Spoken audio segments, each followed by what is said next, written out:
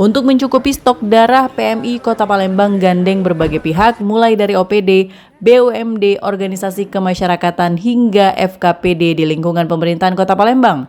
Salah satunya Lembaga Pembinaan Khusus Anak Kelas 1 Palembang. Kegiatan bakti sosial donor darah ini tidak lain hanya untuk mengejar kekurangan stok darah di PMI Kota Palembang.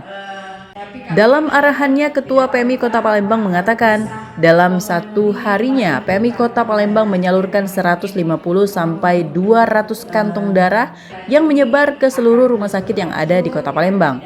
Maka dari itu, dalam satu bulannya PMI harus mencukupi kurang lebih 7.000 kantong darah. Sedangkan stok darah yang ada hanya mampu mencukupi 4.000 sampai 5.000 kantong darah dalam satu bulannya.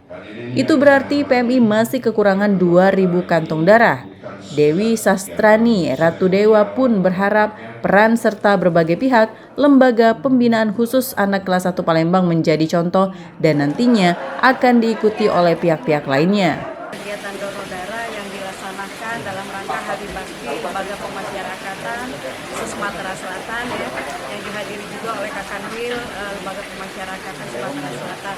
Alhamdulillah berlangsung dengan lancar dan ini dilaksanakan di Lembaga Pemasyarakatan anak-anak yang berada di Pakcom.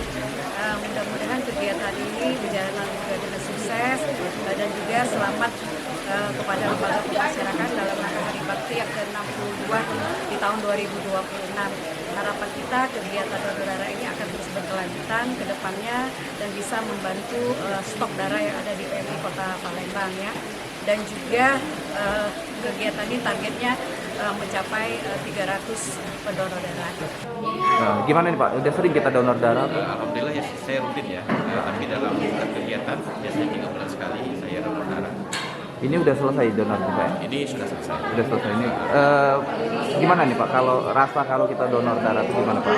Rasanya selama ini ya, kalau saya pribadi lebih sehat ya, lebih segar. Jadi alhamdulillah tidak ada gangguan apapun dalam kegiatan pendonoran darah. Satu tetes darah akan menjadi kehidupan bagi yang membutuhkan. Dari Palembang, Erwin Setiawan iNews melaporkan.